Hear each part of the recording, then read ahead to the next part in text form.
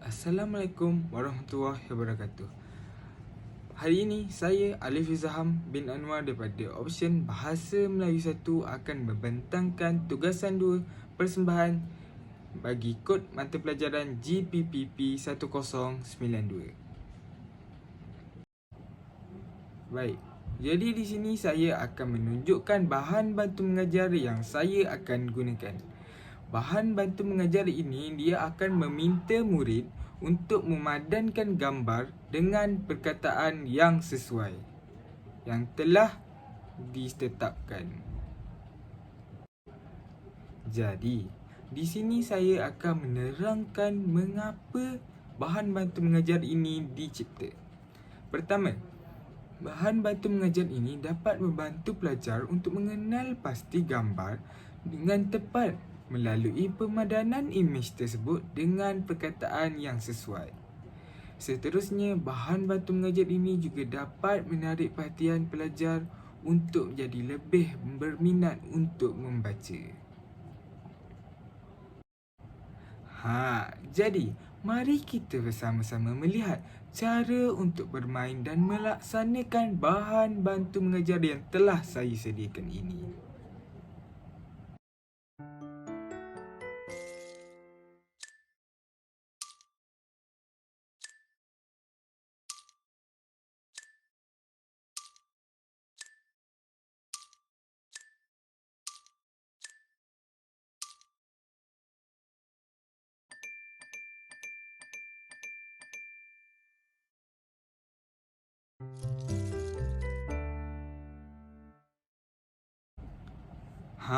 Menarik bukan bahan bantu mengajar ini?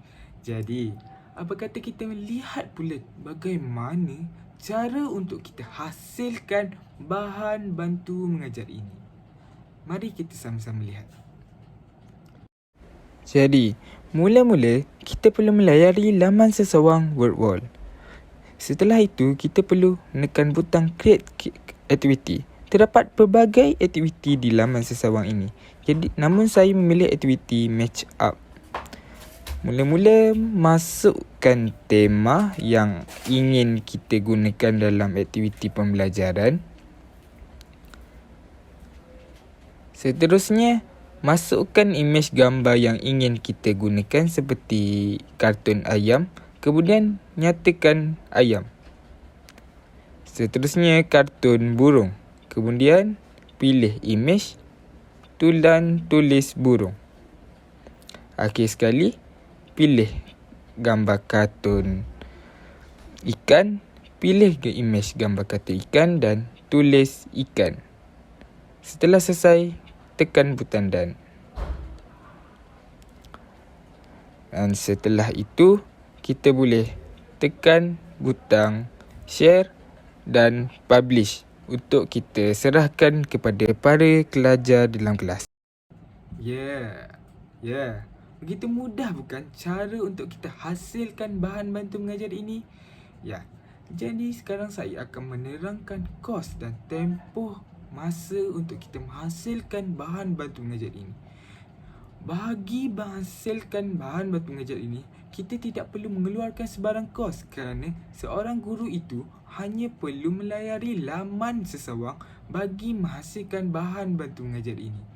Seterusnya, bahan bantu mengajar ini tidak memerlukan tempoh masa yang lama bagi seseorang guru itu untuk menghasilkan produk. Hanya sekitar 1 hingga 5 minit sahaja. Baik, jadi sekarang mari kita sama-sama melihat kepentingan bahan bantu mengajar ini. Yang pertama, bahan bantu mengajar ini dapat membantu pelajar untuk membaca dengan baik kerana pelajar itu perlu membaca perkataan-perkataan yang telah disediakan sebelum memadankan imej tersebut dengan perkataan-perkataan tersebut.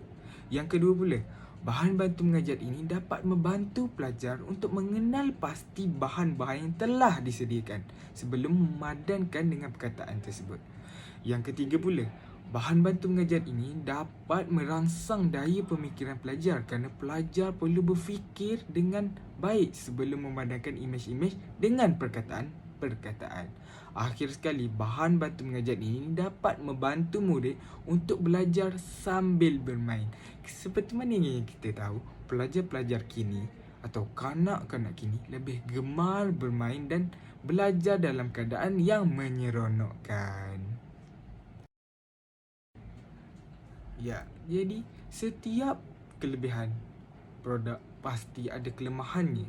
Jadi di sini saya akan menerangkan 3 kelemahan yang terdapat pada produk yang saya sediakan hari ini. Yang pertama, tidak lain dan tidak bukan adalah capaian internet. Seperti mana yang kita tahu, bahan bantu mengajar ini merupakan bahan elektronik dan memerlukan seseorang pelajar atau guru itu melayari seseorang bagi menggunakannya. Jadi sekiranya tiada capaian internet yang bagus, maka pelajar dan guru tidak dapat menggunakan produk ini. Yang kedua, bahan bantu mengajar ini memerlukan guru ataupun pelajar mempunyai alat peranti bagi menggunakan alat bantu mengajar ini. Kerana alat bantu mengajar ini memerlukan seorang guru atau pelajar melayari laman sesawang bagi menggunakan bahan ini. Sekiranya pelajar tersebut tidak mempunyai sebarang peranti, maka dia tidak akan dapat untuk menggunakan produk ini. Dan akhir sekali adalah kawalan pelajar. Seperti mana yang kita tahu, sangat sukar bagi kita seorang guru untuk mengawal pelajar-pelajar di dalam kelas setelah mereka terdapat peranti di tangan mereka. Ya, mungkin mereka akan melakukan aktiviti-aktiviti lain berbanding dengan aktiviti-aktiviti yang kita telah sediakan ini. Jadi, sekarang saya akan menerangkan pula penyelarasan produk yang saya sediakan pada hari ini dengan falsafah pendidikan kebangsaan atau lebih dikenali sebagai FPK. Jadi, produk yang saya sediakan hari ini dia selaras dengan unsur intelek yang terdapat dalam falsafah pendidikan kebangsaan atau FPK. Hal ini kerana produk ini dia membolehkan seorang pelajar itu untuk berfikir secara kritis bagi menyelesaikan tugasan yang dikemukakan. Jadi hal ini telah membuktikan bahawa produk ini diselaras dengan unsur intelek yang terdapat dalam FPK. Jadi seterusnya pula saya akan menerangkan penyelarasan produk ini dengan falsafah pendidikan guru ataupun kita kenali sebagai FPG. Bagi saya, produk yang saya sediakan pada hari ini dia sesuai dengan unsur berpandangan progresif dan saintifik bagi seseorang guru. Hal ini kerana produk yang saya sediakan ini dia dapat membuktikan seseorang guru itu inovatif kerana mahir dalam menggunakan teknologi. Kenapa saya katakan sebegini? Kerana seseorang guru itu dia perlu mahir dalam menggunakan aplikasi ataupun laman sesawang WordWall bagi mencipta aktiviti-aktiviti untuk diagihkan kepada pelajar. Seterusnya pula, aktiviti ini, bahan ini dapat menunjukkan bahawa guru itu dapat berfikiran ke hadapan dalam mengembangkan ilmunya. Kerana melalui penggunaan teknologi itu telah membuktikan bahawa guru itu telah berfikiran ke hadapan dengan menggunakan teknologi-teknologi yang sedia ada kini. Jadi, sekarang Pelan Pembangunan Pendidikan Malaysia ataupun PPPM. Produk yang saya sediakan hari ini dia selaras dengan gelombang ketiga yang terdapat dalam PPPM ini. Kenapa? Hal ini dapat saya buktikan di mana gelombang ini dia menuntut sekolah untuk membangunkan model kejayaan sekolah berdasarkan inovasi dalam pengajaran. Jadi seperti mana yang kita dapat lihat, penggunaan laman sesawang WordWall ini dapat menunjukkan bahawa seseorang guru itu telah berinovasi dalam aktiviti pengajaran dan pembelajaran di dalam kelas. Sekarang pula, Standard Kualiti Pendidikan Malaysia (SKPM). Produk yang saya sediakan hari ini dia selaras dengan standard keempat yang terdapat dalam SKPM ini. Kenapa?